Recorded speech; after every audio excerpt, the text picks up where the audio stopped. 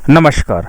आज हम लोग चर्चा करने जा रहे हैं विकास बैंक पर, अर्थात डेवलपमेंट बैंक किसी देश के लिए दीर्घकालीन आधारभूत आवश्यकताओं के लिए पूंजी जुटाता है या पूंजी की उपलब्धता कराता है। लेकिन संयोग देखिए कि भारत जहां पे इतना अधिक इंफ्रास्ट्रक्चर की आवश्यकता है, आज उसके पास कोई भी विकास बैंक नहीं है। अतः बड़ी बड़ी निर्माण योजनाओं के लिए वित्त पोषण में समस्या देखी जा रही है। अतः दीर्घकालीन वित्त उपलब्ध कराने के उद्देश्य से सरकार ने एक ऐसे संगठन को स्थापित करने का प्रस्ताव दिया जो भवन निर्माण और आवास परियोजनाओं के लिए अधिक से अधिक ऋण मुहैया कराएगा।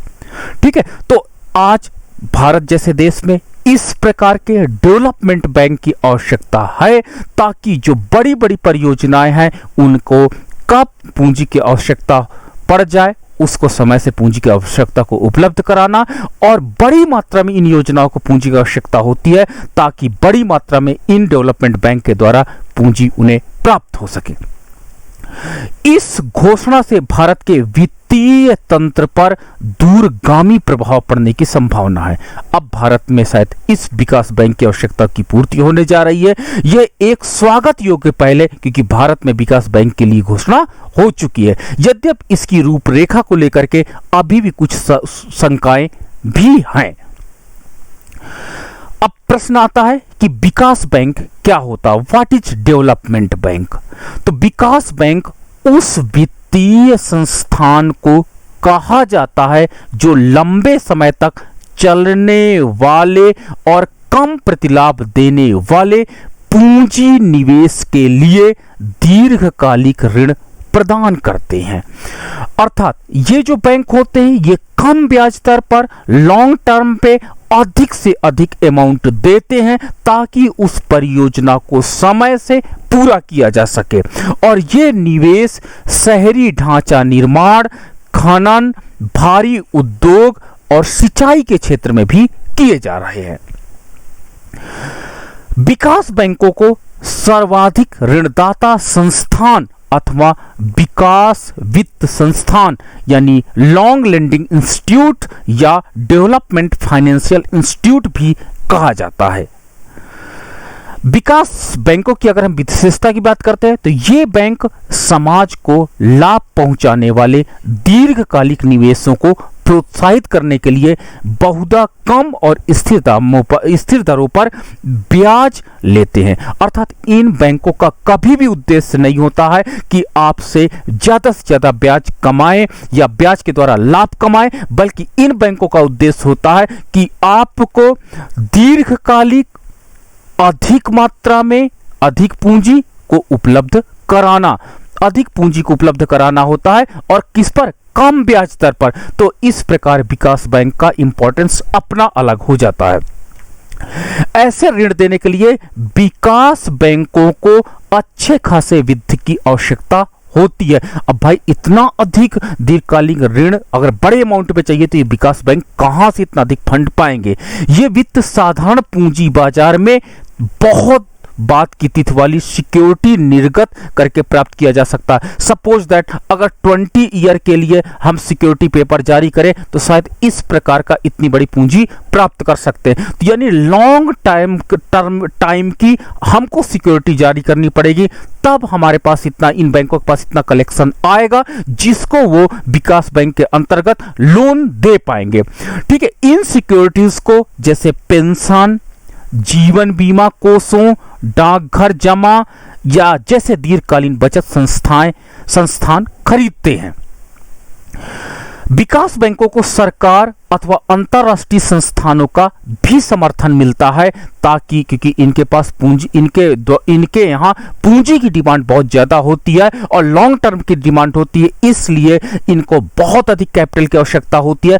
इसलिए जो इनको गवर्नमेंट और इंटरनेशनल इंस्टीट्यूट भी सपोर्ट करते हैं ताकि, क्योंकि आप बेसिक नीड्स के लिए, आप इंफ्रास्ट्रक्चर के लिए धन प्रोवाइड कर रहे हैं, तो इसलिए इनका सरकार के द्वारा, इंस्टीट्यूट के द्वारा सपोर्ट भी मिलता रहता, क्योंकि उनके द्वारा किए गए निवेश का सामाजिक लाभ बहुत अधिक होता है। जब क्या होता है, मान लीजिए कोई रोड बन जाएगी, तो रोड बनने से समाज को लाभ बढ़ जाएगा। मान लीजिए इसके द्वारा कोई कंपनी या खनन सेक्टर में एक महत्वपूर्ण कदम उठाया गया, तो उससे लोगों को रोजगार मिलेगा और साथ ही साथ समाज के लिए एक नया होगा।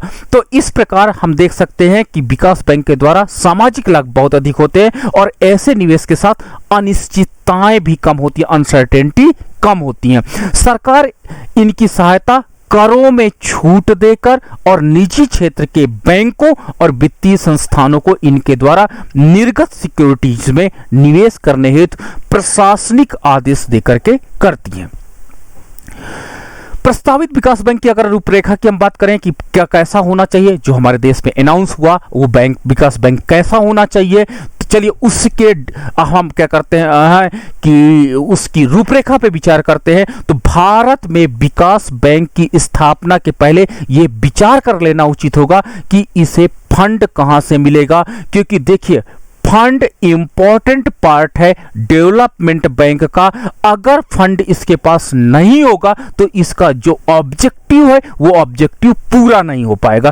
तो हमारे देश में जो भी विकास बैंक आप ओपन करने जा रहे हो, सबसे पहले यह ध्यान रखिएगा, जैसे हमारे पास आपके पास देखिए होगी जितने भी हमारे पास रूरल एग्रीकल्चर सेक्टर में जितने भी फाइनेंशियल इंस्टीट्यूट थे, उनके पास एक ही समस्या आई थी कि फंड की कमी। तो कहीं विकास बैंक भी फंड की कमी का शिकार ना हो जाए, इसलिए इस पहलू पर सोचना बहुत इंपॉर्टेंट हो जाता है।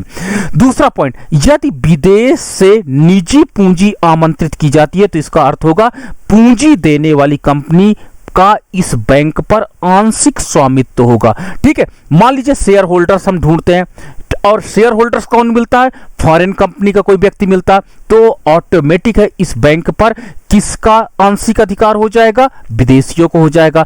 फिर आप कहोगे कि नहीं हमारे फेवरेबल कंडीशंस नहीं हो रही हैं, अतः ध्यानपूर्वक विश्लेषण करने के पश्चात इस विकल्प पर निर्णय लिया जाना चाहिए। आप डेवलपमेंट बैंक ओपन कर रहे हो, इन सारे डायमेंशन पर, इन सारे पहलुओं पर, इन सारे आयामों पर आपको पहले सोचना होगा। राजनीतिक प्रशासनिक नेतृत्व को चाहिए कि वो विकास बैंक के सदस्य पूर्व में स्थापित बैंक, ठीक है, जैसे पहले अभी भी डेवलपमेंट का काम क्या भारत में रुका, नहीं रुका।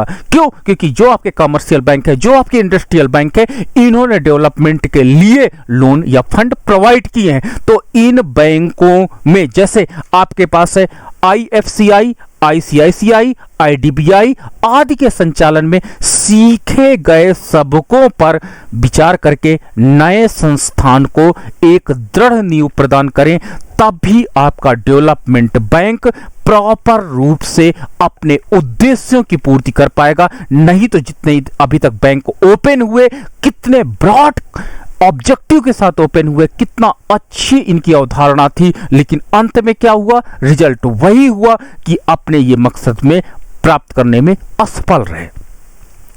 तो ये रेफरेंस साइट है विकास बैंक क्या होता है आपके संस्कार से। So much, thank you.